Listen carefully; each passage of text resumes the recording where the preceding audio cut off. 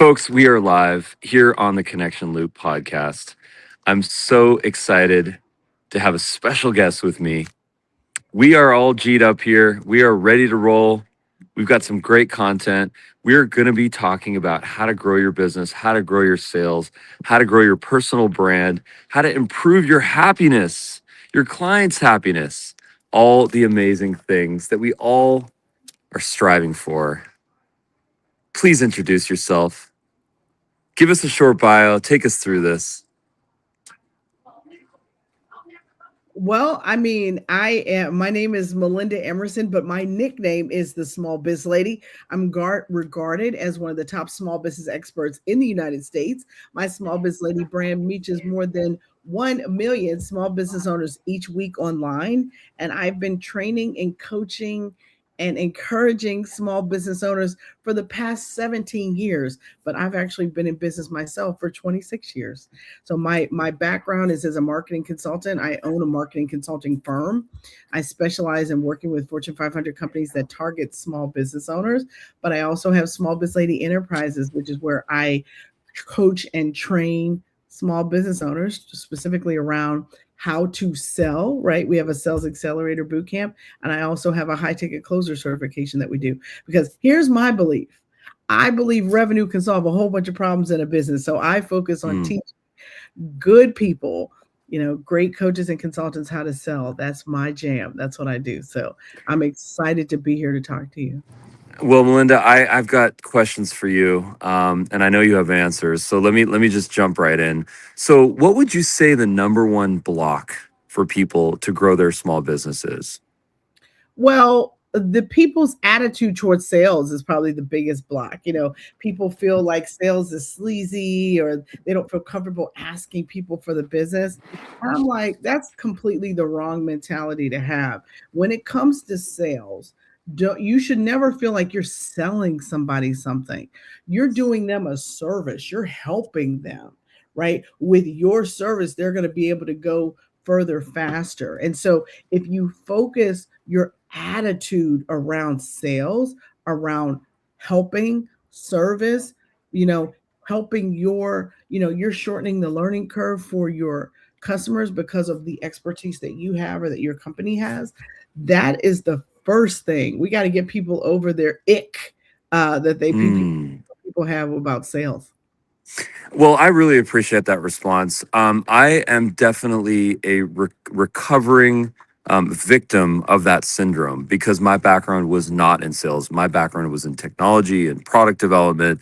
I was the guy behind the scenes building technology, and sales was just something that the cowboys did, and I it's not something I ever dealt with. Mhm. And I realized that I was misguided, and the reason why I was misguided was because I took the way that salespeople were portrayed in entertainment, and I Mhm. assumed that that's what a salesperson did. And it's really unfortunate because I've never been a used car salesman as a professional, but I have sold a lot of used cars. And it's really sad that in the 80s, the 90s, I don't know if you really see it anymore. Maybe you do a little bit, Oh, but yeah. that old stereotype of the cheesy salesman or person or woman or real estate agent or whatever really unfortunately put the ick in our society. And it's the farthest thing from the truth because, Melinda, you're a professional salesperson, and all I feel is joy and connection to talk to you. I feel no ick. Exactly. But now let me say this, some of that reputation is earned, right? Ah, Especially since the pandemic. It seems like every Tom, Dick, and whoever is out here on, Instagram purporting to be a coach or an expert. And that is a concern to me too. One of the things that I want people to think about, if they're going to hire an expert that they found on the internet, Google them, right? Don't just fall for their slick ad on Instagram. Make sure that you can find them and find evidence of their success in multiple places online. Mm. What are other people saying about them, not just what they're saying about themselves. um, I fear that there are some charlatans out here in the marketplace that are ruining it, but you don't have to be one of them, and you don't have to emulate that. What I want to teach people is how to develop a sales process, because a lot of what I see is people will run out here and hire a salesperson, and they think that salesperson is going to save them, save their business. And I'm like, no, honey, it does not work like that. If you don't design a sales process before you hire a salesperson, you're throwing money at this salesperson, and you don't even have any guardrails in place to measure that person's performance. How many calls Mm. to make a day? What's their sales scripts? Are they using a CRM? Does everybody in your company know how to use a CRM or check the CRM? Like, are they using a dialer? Are you listening to calls? Like, there's so many pieces of sales process that have to be in place, because here's the thing: salespeople are good at selling themselves, right? So regardless of whether or not they can sell your product or service, they're real good at selling themselves. That's the first thing they learn how to sell. So you want to make sure that you're bringing on a salesperson and that you're setting them up for success, and you're setting yourself up to be able to track what they're actually doing so that you can make a change if it's not working out. I really appreciate what you're saying. You mentioned a couple of things that I really connect to on a very visceral level. Number one is the idea of process. Number two is the idea of social validation. And number three is the idea of results. And when you combine these three things, you get something that I think is the most important thing that we can do, which is trust. If we can trust people, if we can trust in the process, if we can trust in the person and the trust in the person's reputation, trust in their results with their other clients, all of a sudden we can open up the neural pathways. We can start to build things that scale and grow our business. And I really appreciate that you've integrated this into your offering. Oh yeah. I mean, because at the end of the day, people do business with people that they know, like, and trust. So all sales at the end of the day is human to human. But you Mm, have to make sure that you set yourself up for success. One of my favorite things that I love to teach, and I actually am teaching at the university this year. So I was actually teaching a marketing class for my students. And one of the things that I love to tell them is that when you market well, marketing is nothing more than the pre-sale. And then the sales can happen so much faster if the marketing is clear, if the mm, offer is tight, and that value proposition is dialed into that offer. And then if your incentives are right to get them to take action, like, how can you make it urgent for them, right? So all of these things have to happen. But if the marketing isn't good, the sale will never happen. And that's why mm. it used to be that marketing was over here and sales was over here. Well, no, now marketing and sales are together, because Okay, marketing is pre-sale and then sales is the close process. Melinda, this is a groundbreaking piece of information. We really need to make sure that people understand what you just said, and I'm going to try to articulate it as best as I can. There has been a dramatic and terrible problem in the business industry, which is that sales and marketing have been completely disconnected and disparate, opposite sides of the building, opposite sides of the spectrum, even though they function to do the same thing in this glorious funnel. The top of the funnel, the pre-sale, is the marketing, and the sales is the sales. So it's all sales. Marketing is sales. It is all the same thing. It drives the same exact thing, which is to drive revenue, to drive a client list, to drive referrals, testimonials, and that flywheel effect. So I think everyone needs to learn from Melinda right here. Sales and marketing all are part of the same family, which is driving sales. Let's join forces. I mean, the fundamentals still matter, right? But the way customers discover, trust, and buy from businesses right now in 2026 looks very different from the way it was done years ago. And so when you think about, if there's 5 things that I could drop on your audience right now, is that Please. marketing is everything, but marketing is not posting, marketing is positioning, right? Marketing is positioning. Yes, because a lot of people confuse activity with strategy, right? Mm, Posting without clarity is noise. So it's really important that you think about your strategy in terms of your positioning, because positioning beats visibility every time. Every time. And that's what people don't get. Everybody rushes to tactics and forgets about strategy, right? And mm, then the other piece that the thing people don't realize is that algorithms change, platforms rise and fall, but what lasts is trust. But what mm, oftentimes what I see is people mistake attention for connection, and they don't mm. realize that trust is earned, right? So it's very important that we out here stop building up businesses on borrowed attention, and instead build your own audiences through email, through online communities, and really through authentic relationships. At the end of the day, social media is great, but email is trackable. So Ah, that email list is everything. yeah. And 86% of marketers are out here in these streets still using email, big and small companies. Right. Um, and just like, we're in January, right? So a lot of people have this weight loss goal on their resolutions list. But what do trainers always say? You cannot exercise your way out of a bad diet, right?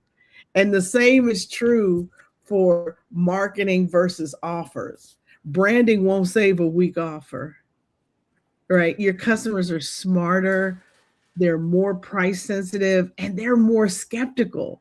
Mm, Your unique value proposition isn't clear, your marketing is always going to struggle. And if your marketing isn't tight, you'll never make the sale. Never, right? beautiful. So it's really about, marketing's job is not just to attract. Marketing now is about preparing the buyer. And Mm, that your marketing and your messaging has to educate, qualify, and remove friction before the sales conversation even happens, mm-mm. right? So we really have to think about, marketing is like the pre-sale, right? It's the preamble. It's the appetizer before you get to the entree, right? I mean, that's really Yeah. and at the end of the day, systems beat hustle every day. This Mm, do more content era is over. What mm, business owners need to understand now is that they have to have repeatable marketing systems. They have to have clear lead generation, sales funnels that convert, consistent messaging, and they have to use the data to drive their decisions. Otherwise, you just run around and keep running around on exhaustion. And that's mm, really not, that game can't be played anymore. It's not, nobody wins that game. So it's mm. really important as we think about what sales and marketing looks like in 2026. It's about the pre-sale. Think about marketing as the pre-sale and the sale is the close. That's it right there. Perfect. I think about the idea of building this type of trust all the time. Eye to eye contact. I see you. I know. I like. Trust you. I want to refer you. I feel like we can partner. I feel like we can work together. This is the first time that we are meeting, but video is what is bringing us together. And people used to say video is the next best thing to meeting in real life.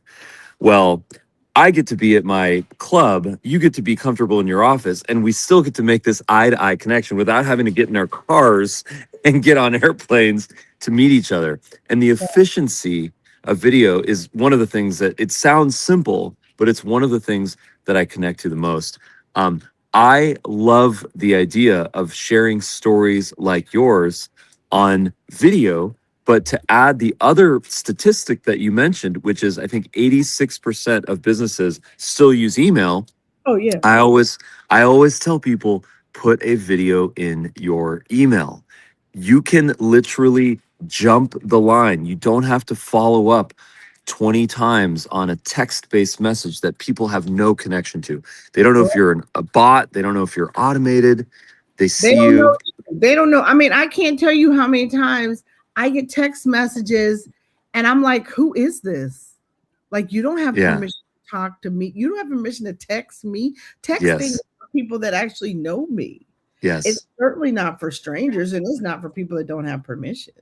Mm. Not at Right. all. Right. So it's really important that people remember, permission-based marketing is still a thing. And it's Mm. actually against the law to text people you don't have permission to text.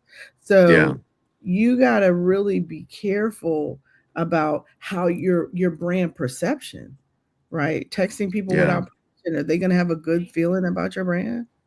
Right. But the other thing I see people do is like there's a lot of bad habits I see on LinkedIn, right? Mm. People connect to you on LinkedIn, and then 2 seconds later, they're pitch slapping you with what they do, and they haven't even looked to see what you do, right? My favorite thing is I'll get pitches from people. Hey, have you ever thought about writing a book? And I'm like, yeah, I actually have a bestseller that's been in print for 15 years with Simon and Schuster. I've more than thought about it. I actually did it already. that's I mean, that's the pitch slap with no research. The worst type of pitch slap. but it's constant. It's like people have turned people have turned LinkedIn into something people hate. Like, Lord, if I see somebody with BD in their title, I'm running from them faster than a speeding bullet. It's like I don't care what it is, you know, Mm. but take the time to communicate with me. I think video is a very effective medium on LinkedIn. I think leaving audio notes for people that are specific is a real good way to engage with people on LinkedIn too. But the I just connected with you, and then 2 seconds later, I'm telling you what I do, or 2 seconds later, you're asking me for an appointment, and you've given me Mm. no reason to give you my time. And as an entrepreneur, my time is the most valuable thing I have. So Yeah. why would I give that to you? Right. Right. So I think that people approach this stuff all wrong, and it's really unfortunate. Okay, let's summarize what you just said, Melinda, because that's a mic drop. Folks, please don't pitch slap. Pitch slap is where you connect with someone and within seconds Here's what you've here's laid what it on thick. Yeah, You not laid it on how are thick. you doing? What can I help you with? What are your biggest not a question back at me. It's like, oh, here's what I do. Right. Okay. Like I Right. don't know about that. So again, it's like Right. take 5 minutes to get to like stop you first of all, stop using automation on LinkedIn. It's against their policy and it's not Uh, effective. Let's well, start. Well, I would like if anyone has been successful in going up to someone and saying, "Hi, my name is such and such. Will you marry me?" And it's Right, worked. And it's right. worked. I would like for that person to come forward right now and tell us that we're all wrong about pitch slapping and being too aggressive in sales and You going for got the kill you because we got don't do it in real life. gotta look in your eyes and say, is this dude an axe murderer? Like, or is he actually going out on a second date?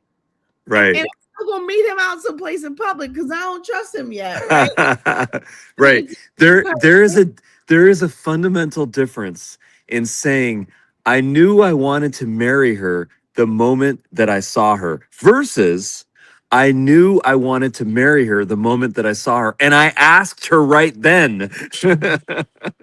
yeah, that's a no bueno. That doesn't work, right? So really important for you. And first of all, you don't find out later that they thought they wanted to marry you the day they wanted to marry you, Right. that they saw you Correct. until a year or so later when they Correct. finally tell you, the first time I ever saw you, I knew Yes. I knew you were the one. Well, you had to slow walk that because if you had said Right. that the day I met you, I'd have ran away from you like you were crazy. Right? Restraint, Restraint, mindfulness, right? patience, Slow walk. long-term growth, not Shoot, short-term kills. shoot a like, no trust. I got to get to like, no, I might like you, but I don't know you. And I certainly don't Yeah. trust you yet. So it's the same thing when you're dating people. It's the same thing when you're trying to get business. It's like you got Mm, to ease into it. You got to ask more questions. You have to be more interesting. You have to be more interested than interesting, right? mm, You buy it's like that great book that Bob Berg wrote. You have to give to get, mm, right? You can't lead with your hand out. That where does that work at? Nowhere, right? So you really want to be careful about how you are perceived because perception mm. has everything to do with positioning. I love it. Okay, so now let's get actionable. We talked about process. We talked about strategy. We talked about give to get. So now we met someone. We connect with someone on Instagram, on LinkedIn. At a trade show, at a coffee shop. Now we want to go and make a connection. Mhm.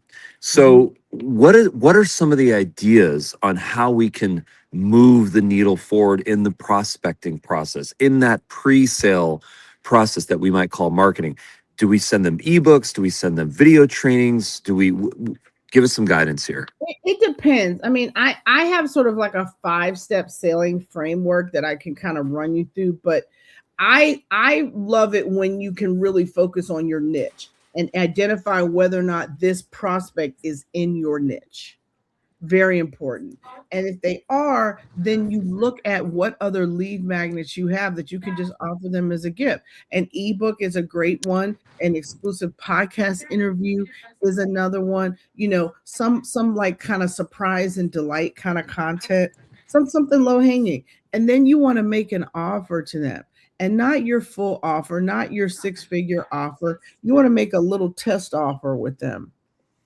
Hey, can I, after you hear what their problem is, hey, well, can I do an audit of your existing email system so I can just look at it and see how I might be able to help you, right? And then once you do that, you want to leverage your authority positioning. So you want to kind of obviously you're going to figure out, are they in your sweet spot of ideal customer? Then you want to ask them, you want to make an irresistible offer, some low cost high value offer, something with a really strong desired outcome, something that they're really struggling with, but it's like a low hanging fruit thing. And you want to make sure it's something that you really can achieve in the shortest time possible, because you want to demonstrate your expertise without it completely being free, and without, trying to get the 6-figure contract out the bat. That doesn't really work. And then you want to always be working on what we call your authority positioning. So, how you getting in front of the media? How Googleable are you? How many followers do you have? You really want to leverage your credibility to supercharge your business. You may think about writing a book. You may think about creating a podcast series, but you want to be out here demonstrating your expertise in some tangible way that people can, figure out. Now, the other thing that I like to tell people if they're trying to boost their sales is I want them to focus on one offer, one target customer, and one traffic source. That's it. Mm, I don't need 10 off. You need one offer, one target audience, one traffic source. So a traffic source might be Amazon, might be LinkedIn, might be ads on Google, whatever it is. But I only want you doing one thing so that you can track it and see and get some data. And so that you can get your email list, right? And then you can nurture people until they're ready. Because 8 out of 10 times when you meet somebody, they are not ready to buy the day they meet you. So you have to nurture and introduce yourself and keep your brand top of mind for when they do have a need. And then when it's time to sign them up, you have to demonstrate value. You have to leverage social proof. And then you have to ask for what you deserve, but then you have to make it easy for them to pay, right? You got to have payment plans, you got to have financing, whatever it is you got, but make it easy for them to give you a yes. And mm, mm. if that's you got to make it a 10 payments over 10 months and it's only a 3-month program. So what? You just want to get that enrollment and make it as painless as possible for people to do business with you. Beautiful. Unbelievable words, Melinda. Thank you so much for this conversation. This was so valuable, and I look forward to sharing this. Well, I'm happy to help. Like I said, I am the small biz lady and I teach this stuff at Small Biz Lady University. We have a sales accelerator boot camp, brand new cohort starting up in February. So if I have just strummed your pain with this conversation, come see me. I'm the small biz lady. Come see me. I would love to help you fix your sales systems in your business, because what I know is that revenue can solve a whole bunch of problems in a business.